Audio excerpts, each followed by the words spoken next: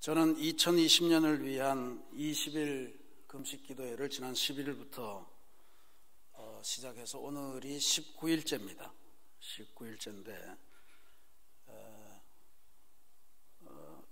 우리 장로님들도 같이 금식에 참여해 주시고 우리 부교역자들 또 권사님들 함께 기도해 주시면서 큰 위로를 받습니다. 무엇보다도 감사한 것은 설교를 끊이지 않고 계속할 수 있어서 감사했고요. 오늘 찬송한 것처럼 몸도 마음도 연약하나 새 힘받아 살았다 라고 하는 것이 무슨 의미인지를 확실하게 깨닫는 그런 은총의 시간이었습니다. 그러면서 우리의 삶이라고 하는 것이 결국 우리 육신의 힘으로 살아가는 것이 아니고 하나님 주시는 힘으로 살아가는 것이다 하는 것을 다시금 깨닫고요. 그렇게 본다면 교회도 마찬가지일 거라고 봅니다.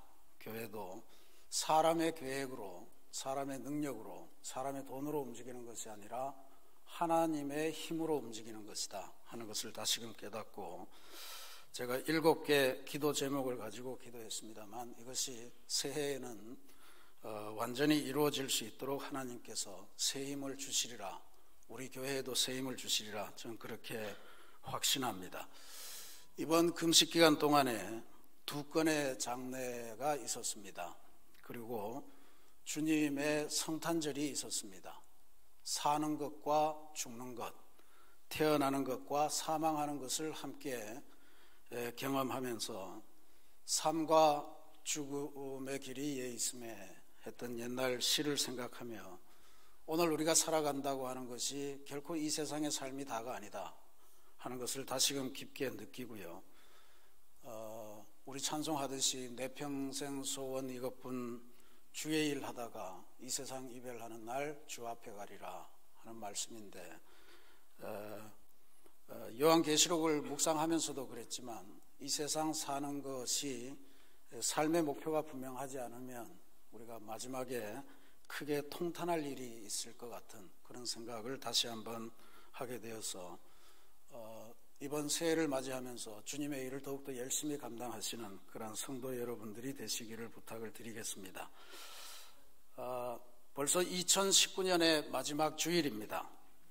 지금까지 지내온 것 주의 크신 은혜라 찬송하시면서 하나님의 깊고 세밀하신 은혜를 마음에 담으시기를 부탁드립니다. 인생사를 우리가 표현할 때마다 다사다난하다 그러죠. 일도 많고 어려움도 많고 그렇게 표현합니다. 그러나 하나님을 믿는 우리는 이 모든 일과 어려움이 합력해서 하나님의 온전한 선을 이룬다는 것을 믿는 사람들입니다.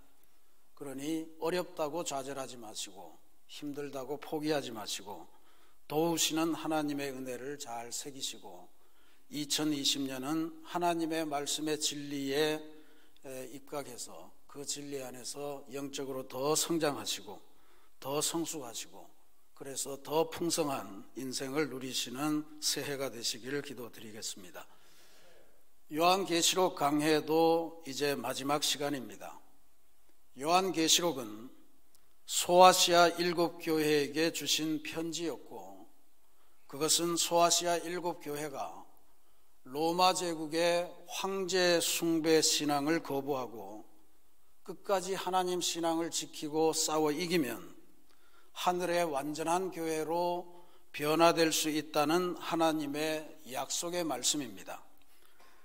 물론 그 와중에 교회들마다 믿음을 굳건하게 지켜서 칭찬받을 요소도 있고, 또는 교회마다 처음 사랑을 잃어버리기도 하고 배교도 하고 거짓 가르침에도 넘어가고 말씀에 열정적이지 못해서 뜨뜨미지근하다고 책만 받는 그러한 경우도 있을 것입니다. 그런데 정말로 중요한 것은 하나님께서는 우리가 이 교회가 불완전하고 연약하다고 폐기 처분하시고 새로운 교회를 만드시는 분이 아니시라는 겁니다. 연약하고 부족한 불완전한 이 교회를 주님의 오른손으로 붙드시고 완전한 교회로 변혁시켜 가시는 것을 요한계시록 내내 우리들에게 보여주셨습니다. 실로 이 땅의 교회가 하나님의 마음에 합한 교회로 가는 것, 그것은 탄탄대로와 같이 쭉 뻗은 직선의 과정이 아닌 것 같습니다. 이거는 굽이굽이 돌아서 산 정상으로 올라가는 그런 과정에 비유할 수 있을 듯합니다.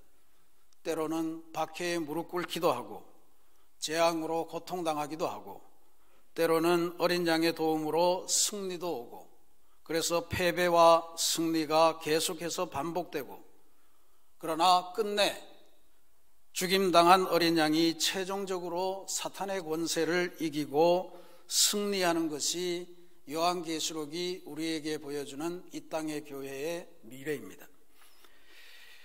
그래, 오늘 요한은 그 승리의 결과를 환상으로 보고 있는데, 그것이 바로 계시록 마지막 2장 21장과 22장에 나오는 새 예루살렘의 환상입니다. 새 예루살렘의 환상을 해석할 때 우리들이 너무 쉽게 빠지는 오류는, 이것은 전부 다 우리가 죽은 뒤에 하늘나라에 가서 만나게 될 전경이라, 그렇게 오해하는 것입니다. 그런데 성경 말씀은 그렇지 않습니다. 우리가 오늘 읽지는 않았는데 21장 2절 말씀에 보면, 또 내가 보매 거룩한 성 새 예루살렘이 하나님께로부터 하늘에서 내려오니 라고 했습니다. 새 예루살렘은 하늘에서 만들어진 완전한 교회이지만, 그것은 하늘에 있지 않고 고스란히 이 땅에 내려와서 우리의 삶의 현장으로 침투해 온다는 것입니다. 마치 예수님께서 하나님이시지만 하늘 보좌를 버리시고 이 땅에 내려오신 것과 마찬가지 이치입니다. 그러니 이 땅의 교회가 믿음 지키고 최후 승리를 얻으면 새 예루살렘은 바로 우리의 미래가 되는 것임을 기억하셔야 됩니다. 여기에서 우리들이 이단들이 많이 주장하는 휴거라고 하는 것에 대해서 분명한 이해를 가질 필요가 있습니다. 이단들은 주장하기를 인류의 멸망 시점에 7년 대환란이 있을 것인데, 그 환란 직전에 그의 종파에 가입된 사람들, 혹은 14만 4천 명 이렇게 표현하는 그 이단의 무리들은 환란을 거치지 않고 곧바로 공중으로 들려 올라가서 환란을 피하게 된다. 그래서 모두가 가입해라. 그리고 휴거되면 아무것도 필요 없으니 재산도 다 팔고 집도 팔고 전부 다 우리에게 가져와라. 이렇게 주장을 하는 거죠. 휴거라고 하는 것이 이렇게 씁니다. 붙들려서 올라간다는 이야기입니다. 붙들려서 올라간다. 이 사람들이 휴거를 그냥 주장하는 것은 아니고 성경적인 말씀을 근거로 이야기를 하는데, 대표적인 것이 바로 데살로니가전서 4장 17절입니다. 그 후에 우리 살아남은 자들도 그들과 함께 구름 속으로 끌어올려 공중에서 주를 영접하게 하시리니 그리하여 우리가 항상 주와 함께 있으리라. 그래서 여기서 구름 속으로 끌어올려 라고 하는 것을 휴거라고 이렇게 주장을 하는 겁니다. 그런데 이게 휴거의 내용처럼 보이지만 사실은 보면 땅을 향해서 내려오시는 주님을 영접하러 성도들이 마중 나가는 것으로 해석할 수 있습니다.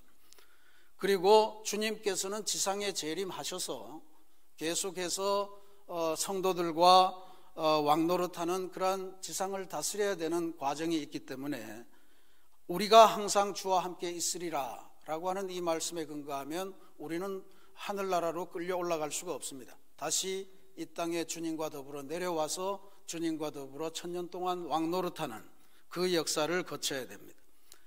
그러니 신약 성경에는 휴거라고 할 만한 내용이 없습니다. 그들이 또 꼽는 다른 성경 구절은 마태복음에 예수님께서 최후 심판을 이야기하실 때 들었던 말씀입니다. 마태복음 24장 41절에서 42절입니다. 그때에 두 사람이 밭에 있음에 한 사람은 데려가고 한 사람은 버려둠을 당할 것이요, 두 여자가 맷돌질을 하고 있음에 한 사람은 데려가고 한 사람은 버려둠을 당할 것이니라. 이단들이 주장하는 것은 둘이 같이 있어도 아무도 모르게 한 사람은 하늘로 데리고 올라간다, 이렇게 이 말씀을 해석합니다. 그런데 전혀 맥락 없이 해석을 한 겁니다. 예수님께서 이 말씀을 하신 것은 극심하게 마태복음이 쓰여진 상황은 초대교회가 로마 제국에 의해서 극한 탄압을 받을 때 예수님의 말씀은 로마 제국의 탄압이 얼마나 거센지, 두 사람이 있다가 어느 사람은 체포되어 가고 어떤 사람은 안 가고 어떤 사람은 체포되고 어떤 사람은 가고, 이 이야기를 하는 거예요. 그러니까 여기 데려감을 당하는 사람은 핍박을 당하는 사람이고 남아있는 사람이 보호된 사람이고, 오히려 전혀 다른 해석입니다. 그러니 신약 성경에는 휴거라고 할 만한 것이 없고, 그리고 요한계시록에도 전혀 휴거라고 하는 것은 없습니다.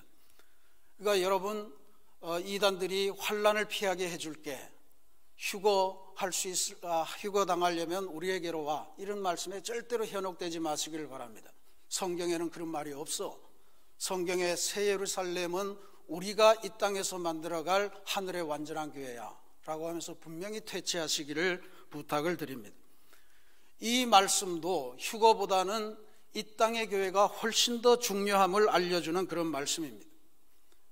그래서 오늘 저는 요한이 본 새 예루살렘 환상을 보면서 지금 불완전한 우리의 교회가 최후 승리를 얻게 되면 훗날에 어떤 미래를 갖게 될 것인가 하는 것을 중심으로 해서 한번 살펴보도록 하겠습니다. 오늘 우리가 읽은 본문의 말씀은 세 가지로 구성이 되어 있습니다. 첫 번째는 새 예루살렘의 건축적인 구조, 두 번째는 새 예루살렘의 건축 재료, 그리고 세 번째는 새 예루살렘의 경관입니다. 맨 먼저 새 예루살렘의 건축적인 구조는 기초가 정사각형이라고 그렇게 나왔습니다. 굉장히 안정되어 있고 완전하다, 이런 뜻일 겁니다. 도성이 얼마나 크냐 하면 길이와 너비와 높이가 12,000 스타디온이나 되었다고 합니다. 스타디온이라고 하는 말은 오늘날 경기장이라는 뜻으로 쓰는 스타디움의 원어입니다. 그러니까 이 스타디온이라고 하는 것은 대략 192m 내지 200m 정도 되는 길이에요. 육상 트랙이 있고 축구장이 있는 잠실 종합경기장을 생각하면 아마 그 길이 정도가 나올 것 같습니다. 그런데 12,000 스타디온이라 그러면 2,400km입니다. 사람이 한눈으로 볼 수가 없는. 근데 중국의 예를 들면 만리장성이 중국의 동서를 횡단하는데 그게 대략 2,000km 된다고 합니다.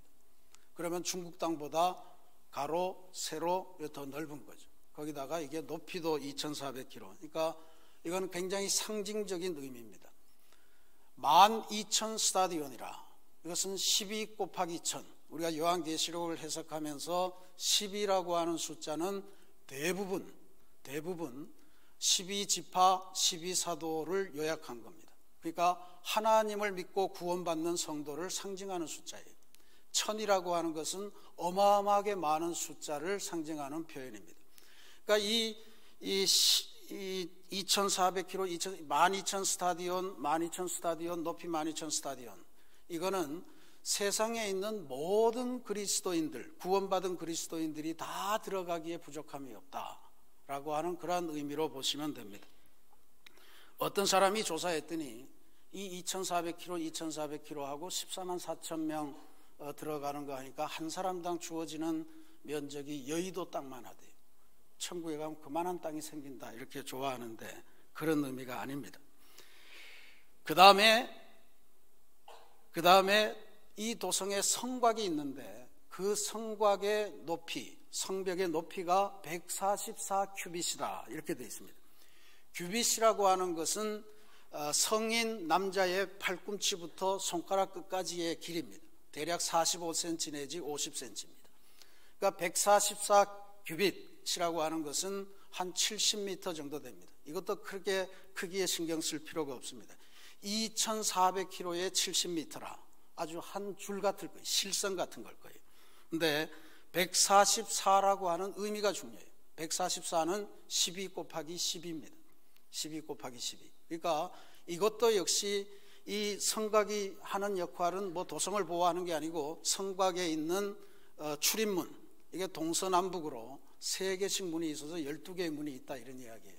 그러니까 하나님을 믿고 구원받은 구약의 사람들, 신약의 사람들, 모든 시대에 구원받은 사람들은 다 천국에 자동적으로 들어갈 수 있다라고 하는 것을 상징하는 그런 표현으로 알 수가 있습니다. 12대문에 12지파의 이름이 담겨 있다고 그랬고요. 12개의 기초석에는 예수님의 12제자의 이름이 새겨져 있다, 같은 의미입니다. 그러니까 새 예루살렘의 건축적인 특징, 이것의 의미를 핵심적으로 말하면 바로 이런 이야기입니다. 구약과 신약에서 하나님으로부터, 예수님으로부터 구원받은 모든 백성들은 바로 새 예루살렘의 주인들이다 라고 하는 의미가 건축의 의미에 분명하게 포함이 되어 있습니다. 이걸 기억하시는 게 제일 중요합니다. 그 다음에 새 예루살렘의 모든 건축 재료는 아주 존귀한 보석들입니다. 성곽은 벼곡이고 성은 정금이고 성의 길바닥도 정금이라, 그렇게 되어 있습니다. 여기에 12기초석은 12개의 고급 보석으로, 또 12대문은 각각 큰 진주 하나씩으로 문을 만들었다. 이거 얼마나 큰 진주겠습니까? 12진주가 되어 있는 거죠. 그러니까 이게 굉장히 값진 보석으로 되어 있는데 아마 요한이 이 말하는 의미를 우리가 짐작해야 될 줄로 믿습니다. 특별히 이 12개의 보석은 출애굽기에서 모세가 하나님한테서 제사장들의 복장은 이렇게 입어라 할 때 그 제사장들은 가슴에 흉패를 달게 돼 있어요. 이 흉패에 12지파를 상징하는 12개의 보석을 달고 그 지파를 대표하는 제사장이다라고 하는 의미를 가졌었습니다. 지금 이 요한이 본 이 새 예루살렘의 건축의 재료들을 보면 다 보석이잖아요. 그러니까 이건 조금 각도를 틀어서 보면 그전에는 제사장만 소유했던 보석인데, 그전에는 왕이나 권력자나 검문 세도관이나 소유했던 그러한 보석들인데, 이제는 천국 백성, 새 예루살렘의 주인공들에게는 그게 하나 중요할 게 없는 그냥 생활시설을 구성하는 재료일 뿐이다라고 하는 말씀이에요. 우리가 이 세상에서 금붙이를 모으는데 얼마나 혈안이 되어 있습니까? 얼마나 수고하고 애씁니까? 그런데 천국에 가면 그게 바닥에 깔려 있다는 거예요. 누가 그걸 존귀하게 여기겠어요? 누가 그걸 가졌다고 자랑하겠어요? 아무것도 아니란 이야기죠. 그래서 더 이상 사람들이 보석에 탐닉하지 않는 사회, 그리고 보석을 가졌다고 자랑하지도 않는 사회, 더 많은 보석을 가지려고 백성을 착취하고 그리고 이웃 민족을 침략해서 보석을 빼앗아 오는 이런 전쟁이 없는 시대가 오는 것이 바로 새 예루살렘이다 라고 하는 이야기입니다. 보석을 더 많이 얻으려고 이웃 나라를 침략하고 했던 것이 바로 로마 제국이고 바벨론 제국이에요.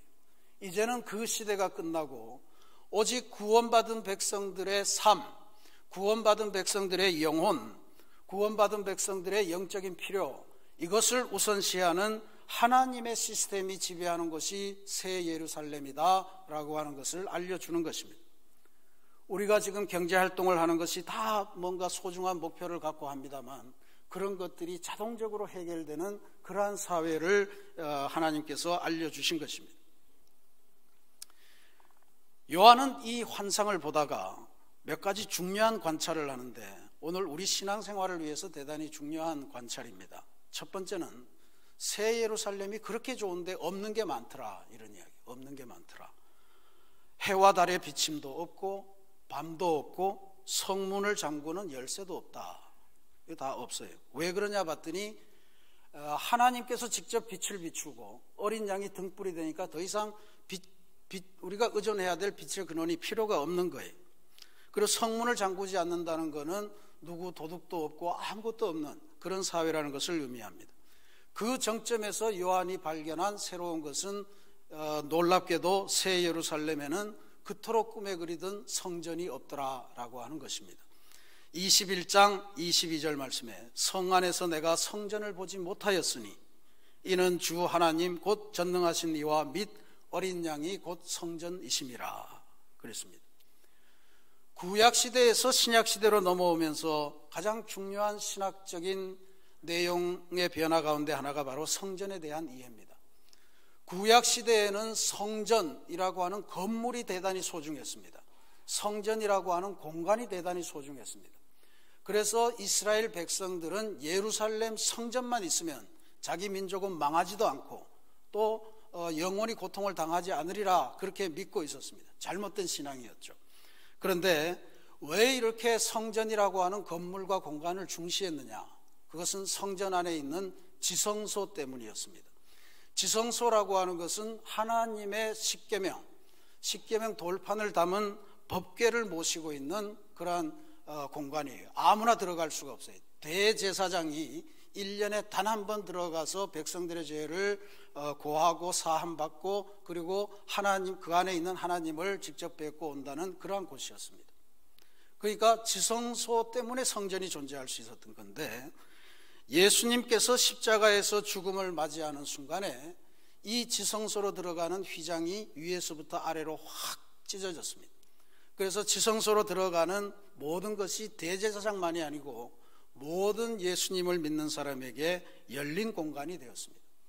이제는 주님을 구세주로 고백하는 모든 성도들의 기도가 지성소에 들어가는 자격이 된 거예요. 그 자체, 기도 자체가 지성소가 된 것입니다. 이제는 누구든지 예수님의 십자가 보혈의 공로를 힘입어서 하나님께 바로 갈 수 있는 그러한 시대가 열린 겁니다. 여러분도 다 그렇게 사시고 계십니다. 새벽 기도에 오실 때, 예배에 오실 때 전부 다 여러분들 스스로 하나님에게 직접 대면할 수 있는 그러한 자격이 주어진 것이에요. 그래서 더 이상 공간으로서, 건물로서의 성전의 의미가 사라지고 신약시대에 오면서는 교회라는 단어가 등장합니다. 교회라고 하는 헬라어는 에클레시아라고 하는데, 이것은 하나님을 믿는 무리들, 하나님을 믿는 사람들을 의미합니다. 주님께서 말씀하시기를 두세 사람이 내 이름으로 모이는 곳에 나도 있느니라 하신 말씀입니다. 이 말씀이 새 예루살렘 성에서 완전히 성취된 거예요.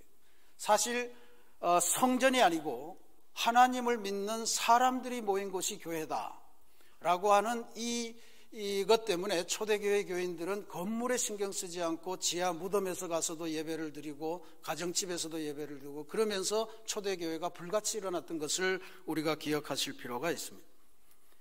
그러니까 새 예루살렘은 성전도 지성소도 없어졌는데 그것은 바로 도성 자체가 전부 다 하나님이 계신 곳이고 하나님이 계신 곳은 전부 다 지성소였기 때문에 그렇습니다.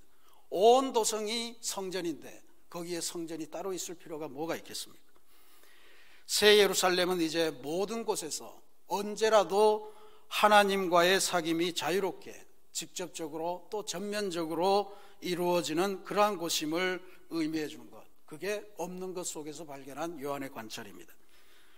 요한이 관찰한 두 번째 발견은, 그런데 이 좋은 새 예루살렘이 누구나 들어갈 수 있는 곳이 아니더라라고 하는 사실입니다. 21장 27절에 무엇이든지 속된 것이나 가증한 일 또는 거짓말하는 자는 결코 그리로 들어가지 못하되 오직 어린 양의 생명책에 기록된 자들만 들어가리라 그랬습니다. 어린 양의 생명책에 기록된 사람들만 들어갈 수 있는 곳. 요한계시록에서 요한이 본 모든 환상들은 끝까지 이긴 사람들에게는 하나님께서 이마에 하나님의 인을 쳐주시고 도장을 찍어주시고 하나님께서 흰옷을 입히시고 그들의 이름을 하늘 생명책에 기록해 주신다는 것이었습니다. 그렇지 않은 사람들은 짐승의 표를 이마에 받고 영원한 사망의 길로 간다, 이렇게 알려주셨습니다. 이기는 자로서 새 예루살렘에 들어간 사람들은 어린 양의 신부로 살 것이고 하나님께서 그 눈에서 눈물을 친히 닦아주시고 그리고 모든 인간의 괴로움이 근원이 되는 사망, 애통, 곡하는 것, 아픈 것, 이런 것들이 더 이상 인간을 괴롭히지 못하도록 하나님께서 근원적으로 차단해 주시는 것, 그것이 바로 새 예루살렘 성이라고 하는 것입니다. 이기는 자가 되셔야 됩니다. 끝까지 승리하시기를 바랍니다. 마지막으로 요한이 본 새 예루살렘의 경관입니다. 저는 이 요한계시록 22장을 읽으면서 이 새 예루살렘의 경관을 보면서 어쩌면 성경 66권이 앞뒤로 이렇게 딱딱 맞을까 하는 것에 새삼 감탄했습니다. 보석을 재료로 세워진 새 예루살렘 성이 굉장히 도시적인 외관을 지니고 있을 것 같다 상상할 수 있지만, 읽어보니까 22장 1절부터 5절까지 그게 그 말씀입니다. 읽어보면 이것은 도시가 아니고 동산의 모습입니다. 동산의 모습이에요. 그 새 예루살렘 한복판으로 강이 흐르고 있고 그 강 주위에는 양편에 생명나무가 서 있었다 그랬습니다. 이거 우리가 익숙하지 않습니까? 창세기 1장에서 하나님께서 천지를 창조하신 그 모습이 바로 동산 안에 강이 흐르고 그 주변에 생명나무가 있었더라라고 하는 것입니다. 바로 성경의 맨 처음에 나오는 에덴 동산, 인간이 잃어버리고 쫓겨난 에덴 동산이 이제 성경의 마지막 새 예루살렘에 와서 완벽하게 회복된 모습으로 나타나는 것임을 알려주는 것입니다. 그동안에 인간은 에덴 동산에서 쫓겨나서 하나님의 저주스러운 판단을 받고, 너희들은 이제부터 죽음을 맛봐야 되고, 먹고 살려면 땀 흘려서 노동해야 되고, 후손을 이으려면 해산의 고통을 이겨야 된다라고 하는 그러한 저주스러운 운명에 처해집니다. 그런데 창세기에 나타난 이 인간의 운명, 신라고 난 인간의 그러한 현실이 요한계시록 22장에 와서 다시 완벽하게 에덴 동산에서 하나님과 전면적으로 사귀었던 그 역사를 더 훌륭하게 회복하고 있음을 우리가 발견하게 됩니다. 그런데 요한의 관찰에 따르면 새 예루살렘은 에덴 동산과 비슷한 것 같은데 두 가지 점에서 아주 완벽하게 첫 번째 에덴 동산과 차이가 납니다. 그 말씀은 22장 3절 말씀입니다. 다시 저주가 없으며 하나님과 그 어린 양의 보좌가 그 가운데 있으리니. 저주가 없는 것하고 그 다음에 하나님과 어린 양의 보좌가 한가운데 있더라. 이건 에덴 동산에 없었던 겁니다. 새 예루살렘 성의 한가운데에는 하나님의 보좌, 어린 양의 보좌가 있었다 그랬습니다. 요한계시록을 우리가 지금까지 묵상해 오지만 하나님의 보좌가 나타나면, 어린 양의 보좌가 나타나면 언제든지 그 주변에 24장로와 네 생물과 그리고 이 땅에서 순교해서 올라간 영혼들과 이 땅에서 신앙을 지키다가 죽어서 올라간 그 영혼들이 함께 아름다운 우주적인 예배를 드리는 광경이 언제나 보도되었습니다. 그러니까 보좌 주변에서는 하나님과 어린 양을 예배하는 그러한 광경이 언제나 있었을 거다 하는 것을 우리가 짐작할 수 있죠. 이것은 에덴 동산을 회복한 새 예루살렘, 그 새롭게 오는 천국의 핵심은 바로 어린 양에 대한 예배임을 알려주는 것입니다. 예배가 중요하다는 것이에요. 오늘 우리가 만약에 새 예루살렘이 이 땅에서 우리가 맞이할 미래라면, 지금 우리가 드리는 이 예배는, 예배를 드리는 그곳이 바로 새 예루살렘의 전조이고 그곳이 바로 천국의 현실태이다라고 하는 것을 알려주는 상징이기도 합니다. 두 번째로는 저주가 없다 그랬습니다. 에덴 동산은 참 좋은 곳이었지만 그것은 인간의 불순종으로 인해서 하나님의 저주가 인간에게 시작된 출발점이기도 합니다. 그런데 새 예루살렘은 더 이상 저주는 없고 대신에 언제나 예수님의 얼굴을 직접 대면할 수 있고 광명한 새벽별인 예수님께서 비추시는 하나님의 영광이 늘 찬란하게 빛나는 곳이라 하는 것을 우리들에게 전해주고 있습니다. 이것이 우리가 이 땅에서 가야 될 우리 교회의 미래이고 여러분 인생의 미래인 줄로 믿으시기를 바랍니다. 사랑하는 우리 새신교회 성도 여러분, 지금까지 5차례에 걸쳐서 요한계시록을 함께 깊게 묵상하셨습니다. 다시 한번 부탁드리는데 요한계시록을 절대로 지구의 종말이나 역사의 종말에 있을 그러한 프로그램으로 잊지 마시기를 바랍니다. 우리가 오늘 이 땅에서 하나님의 이름으로 악의 세력과 싸울 때 이 싸움의 결말이 무엇인지, 그리고 어린 양의 도움으로 최후 승리를 얻으면 우리에게는 어떤 미래가 약속되어 있는지 하는 것을 알려주는 하나님의 편지로, 하나님의 약속으로 읽으시기를 바랍니다. 사도 요한도 지금 이 편지를 쓰는 순간에 patmos섬에서 유배된 상황입니다. 로마 제국에 반항했다는 이유로 정치범으로 유폐되어 있는 상황이에요. 그런데 그가 하늘의 환상을 보는데 재앙도 나타나고 시련도 나타나고 예배도 나타나고 온갖 것이 다 마지막에 새 예루살렘의 환상이 자기에게로 내려오는 것을 보았다는 거예요. 이 메시지가 중요하겠구나 해서 이것을 긴급하게 소아시아 고난당하고 있는 7교회에게 전달한 것입니다. 오늘 우리도 믿음을 지키고 최후 승리를 얻으면 우리도 우리가 사는 이 땅에서 하늘로부터 내려오는 새 예루살렘을 우리의 미래로 받아들게 될 줄로 믿으시기를 바랍니다. 우리 기독교 대한감리회, 감리교회는 이 새 예루살렘의 비전을 우리 신앙 고백의 핵심으로 하고 있는 교단입니다. 우리 교회도 한 달에 한 번씩은 교독을 하고 있습니다만 우리 감리교회의 신앙 고백이 두 가지가 있습니다. 그 중에 1930년판 교리적 선언이라고 하는 신앙 고백에는 마지막 구절이 이 비전을 활용해서 고백하고 있습니다.